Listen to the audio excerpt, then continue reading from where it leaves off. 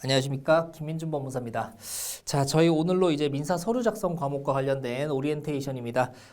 저희가 이제 과목적인 특징과 그리고 공부 방법에 대해서 간단하게 좀 말씀을 드리자면, 일단 민사 서류 작성, 저희 부동산 등기 서류 작성과 같이 이제 저희 법무사 시험에서 실무적인 과목으로 서류 작성 과목이 이제 2개가 들어와 있죠. 그래서 이제 민사 소송법과 함께 붙어 있는 과목인데, 민사소송법이 이제 70점 배점을 가지고 있고, 같은 시간에 보는 저희 민사 서류 작성 과목,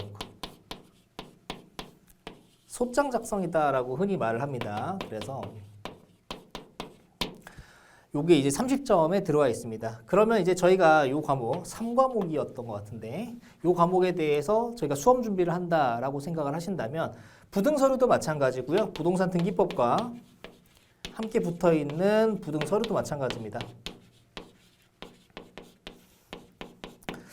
자, 결국 이 실무 과목들의 점수를 높이기 위해서 여기에 공부의 양을 늘리는 것이 여기에 주요 과목이 되는 부등법과 그 다음에 민사소송법, 여기에 영향을 주는 결과가 발생하기가 쉽습니다.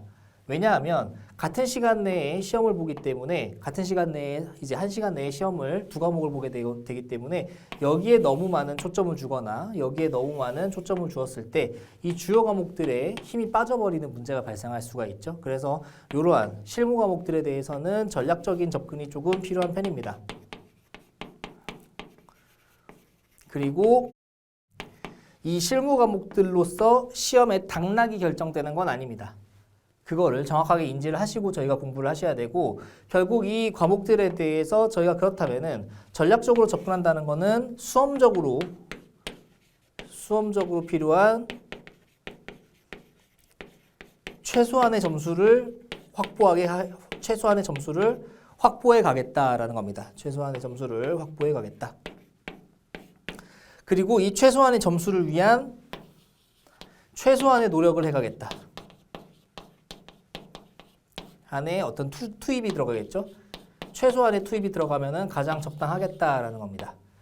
그래서 보통 일단 저희 법무사 수험가에서 민사 서류 작성 과목과 관련해서 목표로 잡는 점수가 보통 일반적으로 수험생들이 기득권 기준으로 했을 때 15점입니다.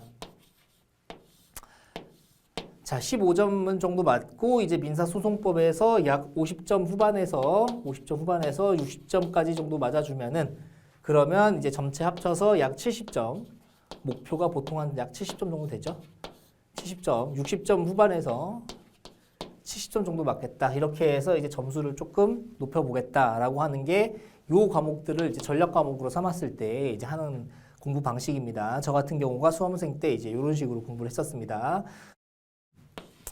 자, 그렇다면 이제 민사 서류 작성이 이제 15점 정도 맞겠다라고 저희가 목표를 잡았을 때, 그랬을 때 15점은 어느 정도 그러면 내가 작성을 하면 나오는 점수냐라고 본다면, 저희가 소장 작성이다라고 했을 때 여기 이제 뭐 소장 쓰고, 여기 손가락 인지대 쓰고, 그 다음에 여기 당사자 쓰고, 그리고 이제 여기 청구 취지 씁니다. 그리고 청구 원인 쓰고, 그 다음에 기타 부속적인 내용들 이렇게 써주는 건데, 이제 주요 내용으로서 저희는 청구 취지와 그 다음에 당사자, 그리고 간단한 의미에서, 약한 의미에서 청구 취지, 청구 원인까지 써주신다면, 여기는 이제 간단하게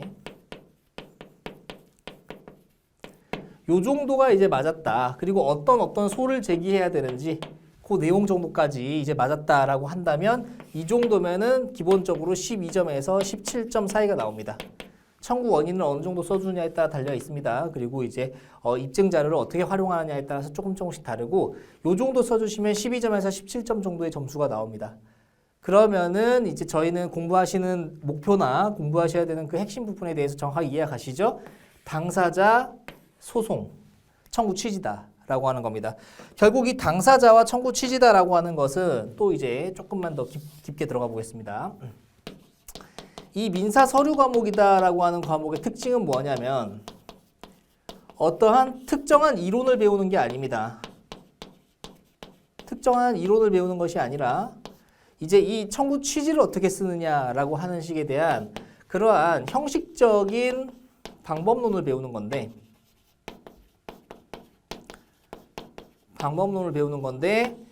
그렇다면은 여기에 들어가는 내용들은 어떻게 채웁니까? 이런 것들을 어떻게 채웁니까? 라고 했을 때 이것이 특정 이론을 따로 배우는 것이 아니라 결국에는 민법과 그리고 약간의 민사소송법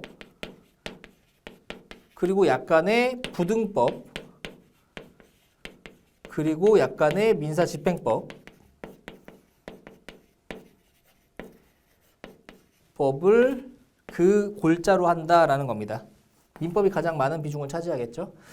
자, 결국 이 민사서류다라고 하는 과목의 특징은 어떤 것이냐? 이 민사법이다, 흔히 민사법이다라고 불리는 민법, 민소법, 민사집행법에 나아가서 저희가 배우고 있는 저희는 이제 수험적으로 배워오셨죠? 부동산 등기법까지 이 내용들을 모두 담고 있는 그것을 기반으로 해서 그것을 소장이다라고 하는 형식에 맞추어서 담아내는 것이다 라고 하는 그런 실무 과목이다라는 겁니다. 그렇다면 저희가 이제 앞으로 수업 시간에 배우실 건 어떤 거냐? 결국 가장 중요한 건 이겁니다. 어떻게 쓰는지 그리고 무엇을 어떻게 쓰는지와 관련해서는 결국 청구 취지를 어떻게 쓰는지입니다. 그래서 첫 번째 청구 취지를 어떻게 쓰는지 청구 취지의 작성 청구 취지입니다. 이 청구 취지가 나중에 판결문이 됐을 때 주문이 되는 겁니다. 청구 취지의 작성 요령에 대해서 가장 포커스를 맞춰 주셔야 됩니다. 그리고 이거를 저희가 수업 시간에 최대한 많이 하겠지만 수업 시간에 이제 저희 교과서 같은 경우 보면은 교과서 내용은 두껍지 않습니까? 그런데 공부할 양은 사실 많지 않아 보이시죠? 그 얘기 뭐냐면 결국 이론적인 파트가 많이 들어가 있다는 겁니다. 결국 저희가 이제 포커스를 맞춰야 되는 건 이론이 아니라 어떻게 내가 청구 취지를 정확하게 쓰느냐. 이 시험에서 이 문제에서 요구하는 내용을 정확하게 그 취지에 맞게끔 쓸 수 있느냐라고 하는 그 청구 취지 작성 요령인 거고 여기에 대해서는 지속적인 학습이 필요합니다. 지속적인 복습이 필요합니다. 복습. 일단 여기까지 적어드리고 자, 그 다음에 이제 두 번째로 중요한 거는 어떤 소송의 구조를 좀 이해하시는 것이 필요합니다.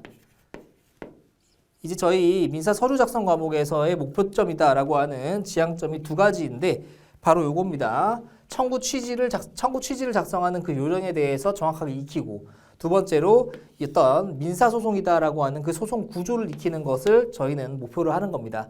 자, 그러면 도대체 왜 소송 구조를 알아야 되냐라고 한다면 자, 아까 잠깐 말씀드렸다시피 민사 서류 과목이다라고 하는 것은 민사법의 통합 과목이다라고 불릴 정도로 이제 광범위합니다. 내용이 광범위하고 그리고 재밌는 것은 민사 서류 작성 과목을 통해서 소장이 작성이 되고 여기에서 내가 어떠한 청구를 하느냐 원고가 어떠한 청구를 하고 거기에 대해서 피고가 어떠한 항변을 할 것이 예상이 되어서 그 항변에 대한 재항변을 할 것인가 재항변을 미리 하는 게 저희 소장과 관련된 시험에서의 특징이죠.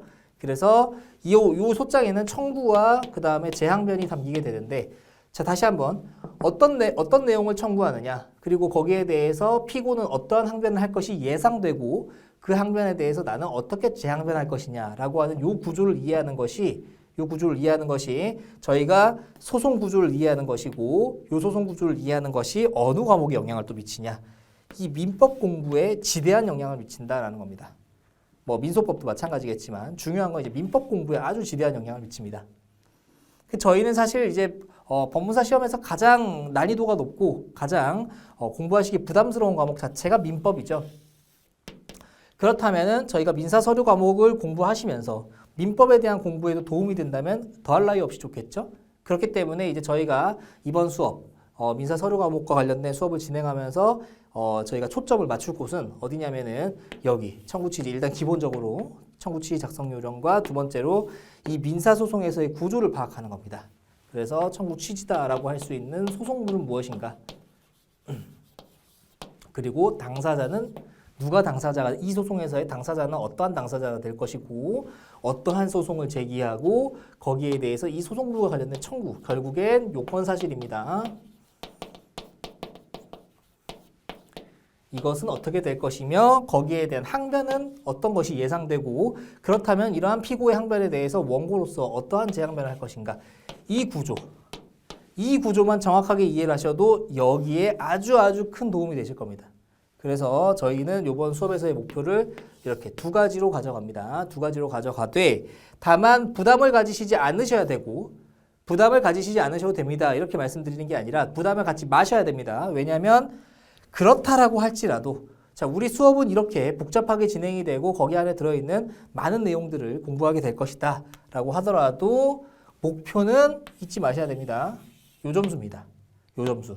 요 점수는 요거만 잘 써도 충분히 나옵니다. 충분히 나오는데 여기서 내가 그러면 나는 20점 플러스를 맞겠다.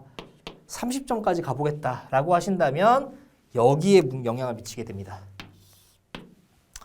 그렇기 때문에 자 기본적으로 한 15점 정도를 맞을 수 있게끔 당사자, 청구 취지, 기본적인 청구 원인 정도 내용을 잘 써주겠다. 그리고 이렇게 형식을 잘 갖추어서 소장을 만들어 주겠다라고 하면은 기본적으로 이 점수는 나오는 거고 그날 컨디션에 따라서 15점이 20점까지 될 수 있고 그리고 상대적으로 뭐 상대 수험생들이 다른 수험생들이 실수하고 뭐 문제가 어려웠다라고 느끼는 것에 따라서 점수는 요 안에서 왔다 갔다 할 수가 있는 겁니다. 그래서 민사 서류에서 만약에 20점 정도 맞아줬다? 완전 땡큐죠.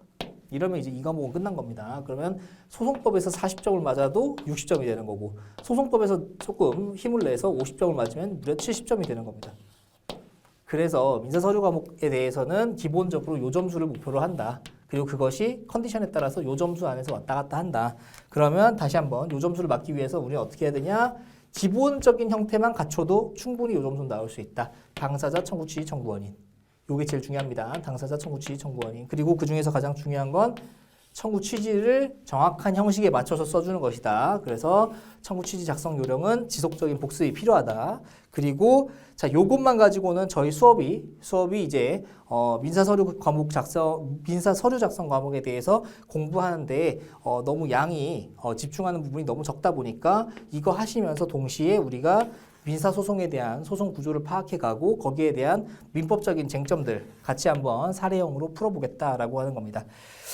자, 그러면 마지막으로 말씀드릴 거 저희의 수업 방향과 그 다음에 목표점 그리고 어떻게 공부하실지 어디에다 포커스를 맞추셔야 되는지 그런 부분에 대해서 간단하게 말씀을 드렸고 자, 이 소송 여기죠. 청구 취지의 작성 요령에 대해서 지속적인 복습을 해야 된다라고 하는 부분과 관련해서는 결국 자, 이건 저희 수업뿐만 아니라 수업 시간에 기본 이론을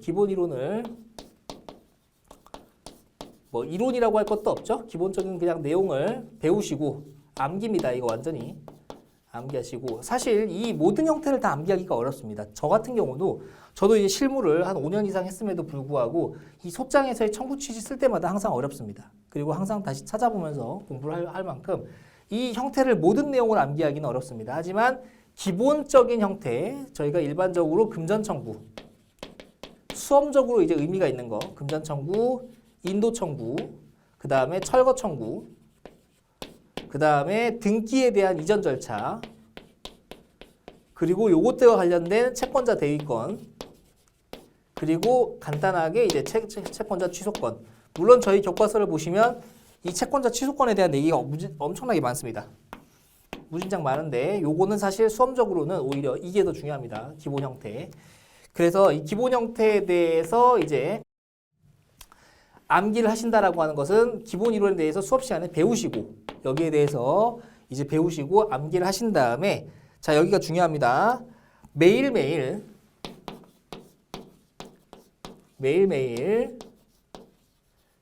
연습 문제 하나씩을 풀어보십시오.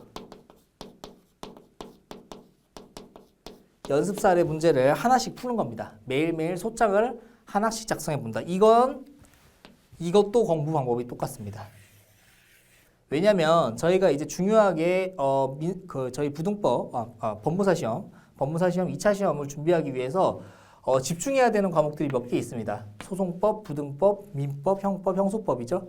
그 과목들을 집중을 해야 되기 때문에 이 서류 과목에 대해서는 공부를 안 하면 부담이 되고 하자니 너무 공부하는 것 같은 시간 낭비다라는 느낌이 드실 수가 있다는 겁니다. 왜냐하면 공부하는 건 없는 것 같은데 시간은 자꾸 쓰게 되고 그렇다고 안 하기에는 은근히 점수 비중이 높아서 완전히 포기하기 어렵고 이런 느낌이 든단 말이죠. 그래서 이런 과목들을 공부하실 때는 어떻게 하냐면 매일매일 뭐 30분에서 1시간 정도 그냥 매일매일 차례 하나씩 풀어보는 겁니다. 부동 신청 서류 하나씩 만들어보고 민사 서류 청구 취지 하나씩 써보는 겁니다. 매일매일. 그런 식으로 연습을 하시는 게 공부하시는 데 있어서 가장 효과적인 방법입니다. 그래서 매일매일 30분에서 1시간 정도 청구 취지 작성하시는 방법에 대해서 연습을 하시고 그리고 반드시 그날 이제 공부를 하시면서 내가 정확하게 청구 취지를 못 썼다라는 생각이 들더라도 그걸 어떻게 쓰면은 그러면 좀 더 정확하게 쓸 것인가에 대해서 고민하시고 그렇게 시간을 좀 길게 잡아서 여유롭게 마음에 쫓기지 않도록 여유롭게 잡으면서 암기를 해가시면 나중에 시험장 가셔서 부담 없이 작성하고 나오실 수 있을 겁니다. 물론 수험생에 따라서 이제 시험장 가서 대응하는 방식은 조금씩 다르지만 기본적으로는 이 민사소송법을 먼저 풉니다. 이걸 먼저 풉니다. 그래서 최종적으로 약 한 30분 정도를 남겨놓고 나는 30분 안에 요거 다 쓰겠다라고 생각을 하고 보통 요 과목을 먼저 쓰는 편입니다. 왜냐하면 민사 서류를 먼저 쓰겠다. 내가 요걸 30분 안에 먼저 쓰겠다라고 생각을 하고 쓰다 보면 일단 서류 작성 과목에서 30분이라는 시간에서 부담을 느껴서 촉박하게 쫓기는 마음이 들고 그리고 이 30분 이제 쓰다 보면은 어느 순간 내가 어느 정도 양을 한 중간 정도까지밖에 못 썼는데 계획으로 세워놨던 30분이 넘어가 버렸다는 겁니다. 그렇다라고 하더라도 멈출 수는 없죠. 그래서 막 쓰다 보면은 이게 이제 40분에서 50분을 차지해 버린다는 거죠. 이렇게 돼버리면 이제 여기에 영향을 주는 겁니다. 최대한 여기 민사소송법에 영향을 주지 않기 위해서 자 30분 정도는 내가 서류 작성 과목에다가 쓰겠다라고 다짐을 해놓고 앞에 시간에다가 먼저 이걸 할애를 하고 그리고 나서 실질적으로 이게 40분이 남을 수가 있고 아니면 20분이 남을 수도 있겠죠. 그런데 민사 서류 작성 과목이라는 특징은 어떻게든 20분이 남든 15분이 남든 어떻게든 써집니다. 왜냐하면 시간이 없으면 없는 만큼 축약해서 쓰기 때문에 특히 요거는 틀리지 않죠. 요거는 이제 바뀌지 않지만 청구 원인을 축약해서 자자자자 써버리기 때문에 15분에서 20분이면 쓸 수도 있습니다. 그래서 이제 시험장 가셔서 접근하는 방식에 대해서도 한번 고민을 해보시는 게 좋겠다. 자, 어쨌든 저희 수업은 이제 이런 식으로 나아갈 것이고 최종적으로 이제 이렇게 청구 취지와 관련돼서 특히 많이 공부를 해주셔야 되고 그리고 이제 그것과 관련해서 같이 민사법과 관련된 소송에서의 구조를 조금 이해하는 형식으로 가보도록 하겠습니다. 자, 이렇게 하시면 이제 저희 민사서류 과목에 대한 OT 마치도록 하겠습니다. 자, 저희는 이제 다음 시간부터 바로 진도 나가도록 하겠습니다. 잘 공부하시고 이제 마음 단단히 드시고 저희 수업 참여해 주시면 감사하겠습니다. 여기까지 하겠습니다. 감사합니다.